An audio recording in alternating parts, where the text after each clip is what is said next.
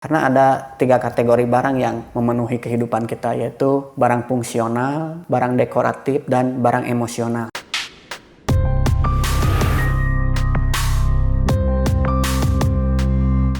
Hai, ketemu lagi bersama saya Iban Fau di konten Nyabu Nyeritain yang ada di buku. Saya akan ceritain buku yang ditulis oleh Francine J. Setelah saya baca buku ini, saya jadi dejavu. Dulu saya pernah ingin merasakan liburan yang enak, pergi keluar pulau dan sekalian bekerja ya. Cuman dari perjalanan saya tidak menikmati ketenangan, tidak menikmati suasana di pesawat, tidak menikmati di saat saya sampai ke tempat tujuan karena saya terlalu banyak membawa barang bawaan. Bayangkan saya waktu itu karena pertama kali merantau, jadi saya membawa komputer dari kamar saya, gitar akustik saya, sampai pakaian-pakaian yang saya sukai saya bawa. Dan akhirnya saya di pesawat memikirkan, oh komputer saya nggak apa-apa gitu di bagasi, di packingnya aman gitu. Terus, oh gitar saya ini disimpan di sini aman gitu. Saya belum mengerti bagaimana cara meminimalisir hal yang saya bawa ya. Nah, buku ini membuat saya senyum-senyum sendiri. Saya pernah mengalami hal yang ribet lah, tidak minimalis ya. Di buku yang ditulis oleh Francine J ini, kita diarahkan untuk bisa hidup lebih sederhana. Dari mulai menata ruangan, menata barang-barang yang sudah tidak kepakai, terus mengatur ruang penyimpanan, tata letaknya gimana. Francine J ini menulis hampir lebih dari 30 bab ya. Nah, dari 30 bab itu saya rangkum garis besarnya saja. Karena alurnya hampir sama ya, dari mulai kita merapikan ruang tidur, ruang kerja, terus ruang tengah. Pokoknya kita harus bisa menata ruangan itu serapi dan seminimalis mungkin. Kita ambil contoh yang dijelaskan oleh Francine J ini. Contoh kita akan membereskan rumah ya. Pastinya ada ruang tengah. Nah, ruang tengah itu bisa dipakai oleh siapa saja. Bebas berantakan ya kalau ditulis di sini. Jadi di ruang tengah itu kita bebas menggunakannya seperti ruangan untuk berdiskusi, menonton, bersantai dan lain sebagainya.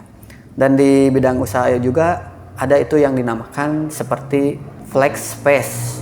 Jadi flex space itu adalah kantor yang dipakai oleh karyawan. Jadi karyawan itu setiap pagi dia datang memakai meja yang ada di flex space itu, bekerja di meja itu, lalu dia pulang membereskan tempat kerja itu secara rapi.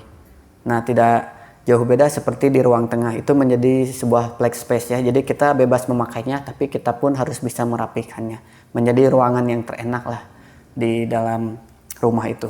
Selain ruang tengah, kita menuju ke ruang tidur. Kalian pasti pernah ya ke ruang tidur kakak kalian atau saudara kalian atau teman kalian yang pas masuk tuh wah barangnya tuh bener-bener bejubel ya, sampai-sampai di sana tuh ada TV, komputer, kulkas dan lain sebagainya lah. Jadi pas kita masuk ke kamar tuh yang tadinya niatnya mau istirahat, jadi banyak hal yang kita pikirkan lagi ya. Wah, di kulkas ada apaan nih? Wah, itu ada TV, nonton TV dulu. Wah, itu ada komputer. Yang tadinya kita masuk ke kamar tuh mau tidur, tapi keinget gua masih ada kerjaan nih. Ada laptop, ngerjain dulu. Nah, kita jadi tidurnya larut ya, dan pola hidup itu tidak bagus lah kalau terlalu banyak begadang dan bekerja ya. Di ruang tidur ini sejatinya hanya untuk menyimpan pakaian dan tempat untuk tidur. Sebenarnya minimalisnya seperti itu.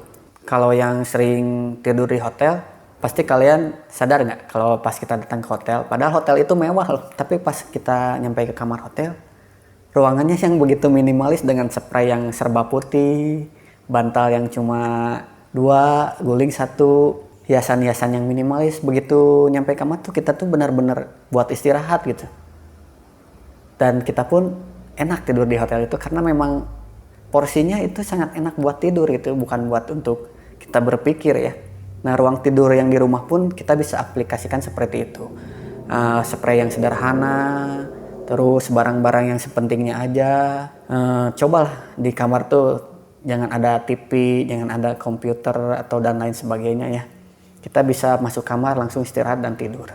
Lanjut ke ruang lainnya. Di ruang kerja mungkin kita biasa melihat kertas-kertas yang wah bejubel gitu ya, biar kelihatan sibuk atau apa, biar kelihatan gimana gitu ya. Kerjaan tuh di tempat kerja tuh semeraut aja.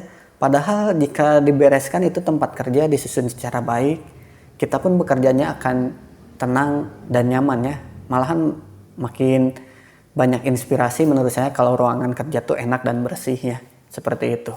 Francine J ini menjelaskan untuk kita hidup lebih minimalis, bisa mengatur barang yang kita simpan, barang yang kita keluarkan. Seperti filsuf Cina berkata, orang yang paling kaya raya itu orang yang paling bisa bersyukur dengan apa yang dia punya gitu ya. Jadi misalkan gini, kalian mempunyai barang baru, keluarkanlah barang lama. Entah itu mau kalian jual atau disumbangkan kepada orang yang membutuhkan, itu lebih bagus ya. Karena menumpuk barang itu tidak bagus, malah menjadi stres ya. Semakin sedikit barang, semakin sedikit stres. Karena kejadian di buku ini ditulis, ada seorang yang tiba-tiba pindah kantor, dia itu penyuka lukisan. Lukisannya tuh sangat mahal dan berat ya, bahkan besar gitu ya. Dia tuh pindah kerja, dia membawa-bawa itu ke luar negeri loh, saking sukanya sama lukisan itu. Setelah dia bawa ke luar negeri, ternyata ruangannya yang dia akan pasang lukisan itu tidak cocok gitu ya, gimana ya, tidak bisa disimpan di ruangan itu. Akhirnya dia kecewa, wah saya berat-berat bawa ini dari rumah saya, akhirnya tidak bisa saya pajang. Nah setelah beres dari kerja pun dia pulang lagi ke rumah. Akhirnya setelah dia pulang ke rumah mau bawa lukisan itu dia jual. Dan setelah dia jual dia dipikir-pikir buat apa juga ya kalau saya ingin menikmati lukisan. Ya tinggal saya pergi ke galeri lukisan tersebut atau ke museum lukisan tersebut. Nah dari situlah dia belajar hidup lebih minimalis. Ternyata dia merasakan hal yang lebih bahagia semenjak itu. Francine J ini dikenal sebagai Miss Minimalis ya. Meskipun berlawanan dengan orang-orang yang kata mereka, wah ini melenceng dari tataan yang sudah ajak ya, aturan yang sudah pakem. Kita kan perlu TV, kita kan perlu mobil, kita kan perlu segala hal untuk mencukupi kebutuhan kita yang ada di rumah gitu.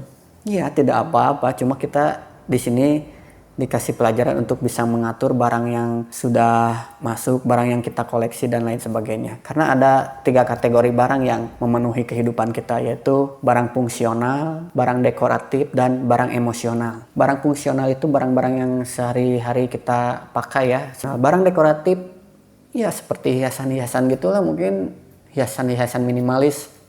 Jadi teringat rumah Jepang, rumah tradisional Jepang ya. Kita lihat bambu kayu yang begitu minimalis, terus hiasan paling 1-2. Terlihatnya juga begitu nyaman ya.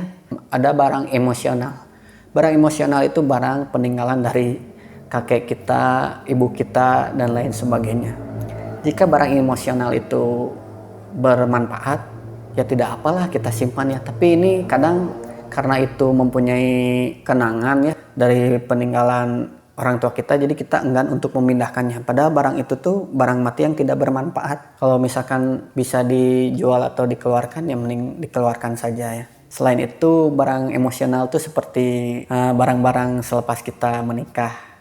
Mungkin ada gaun dan jas yang begitu besar, yang membuat sempit lemari ya, kita simpan terus dengan bilang seperti ini, nanti anakku mungkin suatu saat bisa memakai gaun ini. Emang anaknya mau gitu memakai gaun itu? Menurut saya itu 10% lah ada anak yang mau pakai gaun itu. Tapi menurut saya ya udah, nanti juga anak kita di zamannya pasti akan memakai gaun musim pada saat itu, dan gaun ini tidak bakalan kepake menurut saya. Jadi itulah, barang-barang tuh ada 3 kategori ya, fungsional, dekoratif, dan emosional. Kalau kenangan untuk pernikahan menurut saya cukup foto dan video ya. Dan itu pun bisa disimpan di Drive, di YouTube. Kita belajar hidup lebih minimalis lah. Oke. Pernah nggak kita datang ke rumah saudara atau teman, pas kita datang tuh pas lihat ruang tengahnya, ruang kumpulnya semrawut gitu, nggak minimalis. Wah segala barang teh ada, meskipun itu barang-barang yang mewah ya. Tapi kelihatannya jadi pas masuk tuh jadi sumpek gitu ya. Kalau saya sih sering sebenarnya, oh jadi sumpek gini ya pas masuk ke rumah ini tuh. Tapi beda lagi kalau saya datang ke rumah teman saya yang benar-benar mempunyai dekorasi yang minimalis tuh.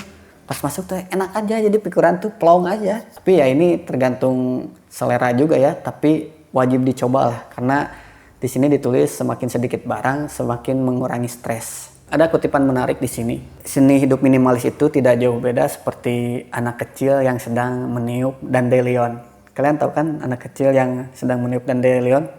Begitu ringan tapi sangat bahagia. Nah, seperti itulah. Buku ini membuat kita bisa mensyukuri dengan apa yang kita punya. Buku ini bisa mengajarkan kita menjadi orang yang bisa berbagi sama orang lain. Kita membeli barang baru, mengeluarkan barang baru daripada dijual atau gimana, kita kasih ke orang yang membutuhkan.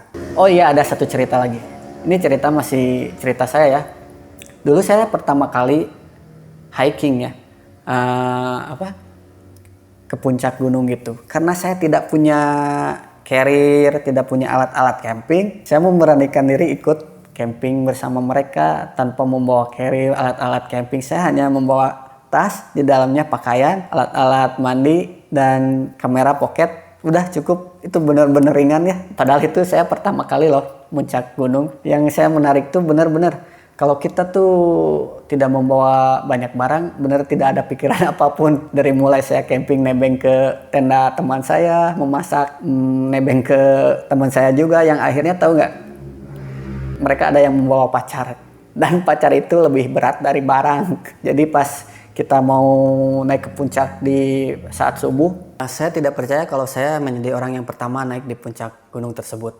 Setelah saya tanya, ternyata mereka terbebani oleh barang-barang yang mereka bawa banyak, terus pacar mereka yang lebih berat dari barang yang dibawa sama mereka. Dari buku ini kita belajar untuk mensyukuri hal yang kita punya ya, meskipun dengan sederhana kita akan merasakan banyak kebahagiaan. Segitu aja yang saya bisa ceritain di buku ini. Prince Shinjay ini memberikan pelajaran bagi saya, hidup minimalis itu benar-benar sangat menyenangkan. Oke, jangan lupa like, comment, and subscribe di channel YouTube Iban Fau.